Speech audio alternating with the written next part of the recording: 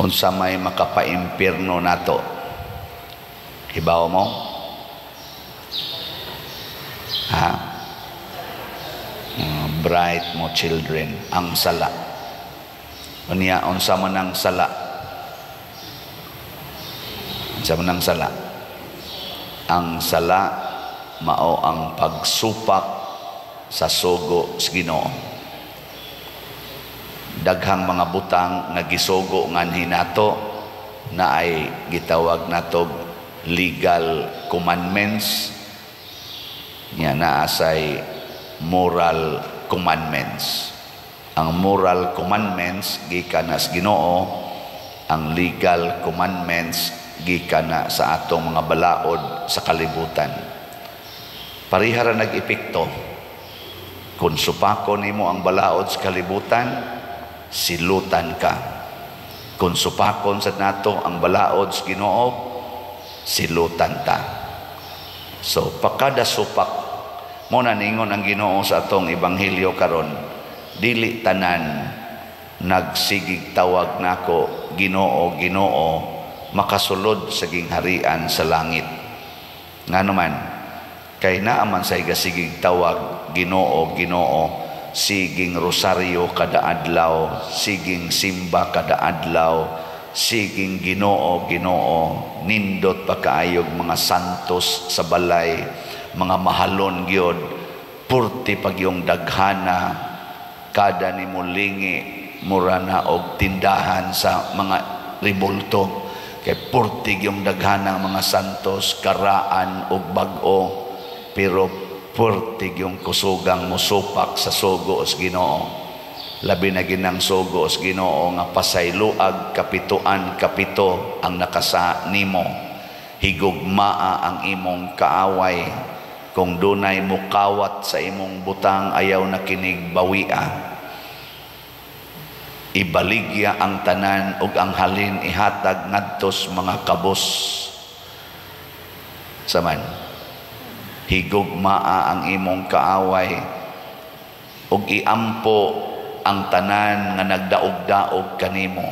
Saman, sugot mo na, nagtuman mo na di lang gani tagaag bonus, suko naman gani. Di gani tagaag increase, yaw-yaw naman gani. Sige tagtrabaho wag gi-increase. Ana, samot na gyud tingali kawaton imong mga kwarta, din agi tingali ka suko gyud ka. Pero ang gustos Ginoo ay gyud ka suko. Saman, kinsa ninyo dinhi ang kanunay gyung nagsangpit og nagtuman sa sugo sa Ginoo ta sa kamot? Ay lag kauwaw god. Anong mauwaw mo? Oo, naiusang ni isas kamot. Ang uban sige pagduha-duha. Na ayaw pagsalig, di ta magsalig. Naiuban mingon kani pader malangit kini kanang magmisa kog patay ba. Kani pader malangit kini kay kada adlaw gini garosaryo.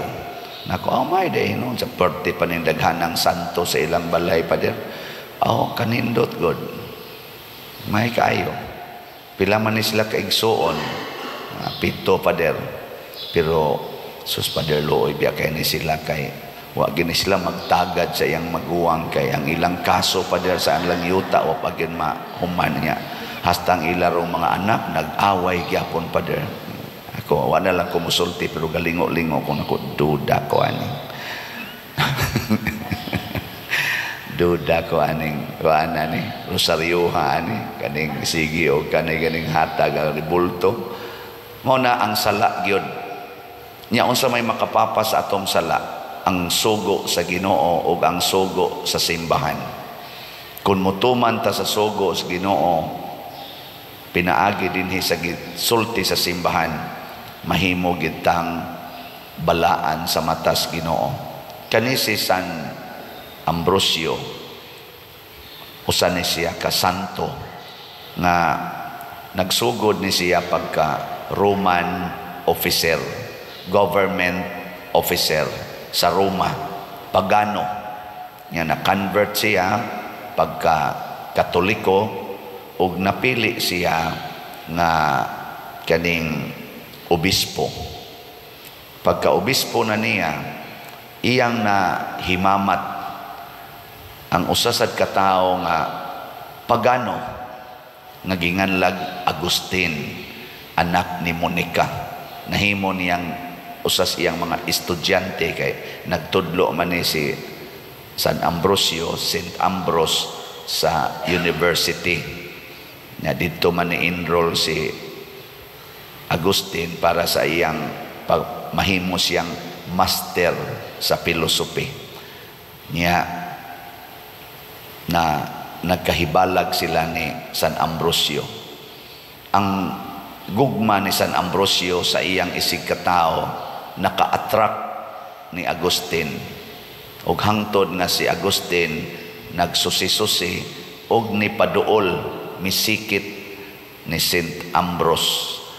Murabag nagkasuod na sila. Pagkasuod na, nahibaw-an ni San Agustin na si San Ambrosio ang iya dayang gigamit nga prinsipyo na ang magsukad sa balaang kasulatan sa Biblia ug sa pagtulunan sa doktrina sa simbahan. Nga niadtong panahon na dili pa kaayo klaro kay gisigihan mag-atake sad sa mga lain nga mga prinsipyo. Pero gasunod San Ambrosio, na-impress kaayo si San Agustin sa maong kinaiya nga nagsukad sa pulong sa Ginoo nga di man gud masuko si Ambrosio. Dili masuko ba? Bisag unsaon pag atake supo-supuho ni Agustin, di yun masuko. Mura-mura rasag batasan sa iyang mama ba nga si Monica nga taas kay pailog, muhilak lang, pero di masuko. Motong naingon siya, mura manig mga produkto man ni sila aning Biblia. Ako kahang suwayan og basa ang Biblia. Gibasa sang Agustin ang Biblia, iyang gipamalandungan, na-converter po siya pagka-Katoliko hangtod sa nahimo siyang obispo o nahimo pagyong usas ato mga dagkong santo sa simbahan. Diin gasukad sa pulong sa Ginoo. Muna ka nang tinuod nga nagtuman sa pulong sa Ginoo, mawagtang ang iyang kahadlok dinhis kalibutan. Gilibutan na rabatas linog karon. Linog dito sa Orientals Davao, linog na sa dito sa Surigao, dito ko gahapon sa kaning Moncayo og sa Tagum, hatag kog tok. Mao ning akong tingog, mura na kog si Rod Stewart. Biyahe na mo pertig yung kuana, no? Pero salamat sa Ginoo. Ngadto mi padung sa Davao gahapos gabi the other pagyud na itong Martes sa gabi abot mi didto og alas 11 na pasado, biyahe mi ngadto sa Moncayo, abot mi galauna matag sayo tok dayon kutob alas 12, biyahe na sad ngadto sa Tagum, 1 hour kapin, tok na sad kutob alas 5, biyahe mi dinhi alas 12 na mi abot dias airport, hapit na alauna abot dinhi, launa nagyud abot diri, matasad karon ugma patay. Napagid ni Roy talk karon nato dinhi gabi kay natay Paris Advent Recollection. Nganong ingon ani man ang schedule tungod kay nangandoy sila nga makabati sa pulong sa Ginoo. Daghan kayong tao dito sa Moncayo, congratulations ato lang nang i-shout out sila kay gymnasium ang ilang ikuanan. Mga maestra uban pa hastang ila ditong mga government sa munisipyo nga officials nanambong kay gusto sila nga kananaang bag-o ang ilang panglantaw sa kinabuhi, mapahaom sa pulong sa Ginoo. Nya Doon na pa kuno dito'y nagandam na, excited na, nga moadto ko kay motok. Paglinog atong sa Surigao, igo man sad sila dito, 6 kapin man sa ilang intensity. Nigawas sa ilang balay, kay nilinog lagi. Gawas, kay basig malusno ang balay. Ngit-ngit man, wa sila kay bao nga, gawas sa ilang balay, doon na di ay kural nga gabok, nga simento. Natumpag, dito na igo nila. Mga asawa namatay, ang bana galisod pa. Wa katambong sa Advent Recollection. Pero sa inyong paminaw, malangit ka to, katong natumpagan sa kuhan. Excited man kayo siyang mutambong sa Advent Recollection. Sige kuno tog paminaw sa kining atong misa. Kaingon ko, posible gitong malangit, kaya naa may iyang kadasig yun paminaw. Moto nga ingon ana ang kaimportante sa pulong sa Ginoo, kining mga tawhana nga nag-request ni ining mga Advent Recollection ya ato sa diyong adtuon aron mas mulaw mga atong paminaw, pagsunod sa pulong sa Ginoo. O na karong gabi panunga mo ha, alas 7 mas gabi atong sugod. Di mo manunga niya, sige mo din Ginoo wagi mo'y kapuslanan. Abitaw sa makatunga lang. Og mauna siya ang gitawag nato og tinuod nga sukaranan sa atong kalig-on, ang pagpaminaw o pagtuman. Kanang magsigig paminaw niya, magsigig rag hapyod-hapyod ana mga larawan, magsigig rag yun og pangayo ug unsay makaayo nila. Mo ipikto mangyapo na ang pulong sa Ginoo ug ang gahom sa Ginoo, pero tawgo na nato og fanatic. Kana bang kusog kay mo rosaryo tungod kay nangayo nga maayo ang sakit siyang tuhod. Fanatic ang tawag ana. Magrosaryo, musimba kanunay, labi na girunting misa di Galyo, hutdon gyud simba ang siyam ka kanang kaadlawon tungod kay nangandoy og usa ka grasya. Fanatic ang tawag ana. Kana bang igo ratang mo pahimos sa grasyas Ginoo, sa gahom sa pulong sa Ginoo, pero dili ta mutuman niini. Fanatic ang tawag ana. Wa nay kapuslanan, dili na makaluwas. Ilingi ay mong tupad na di ka fanatic, di ka magsigirag pangayo, sigig pangayo sa Ginoo.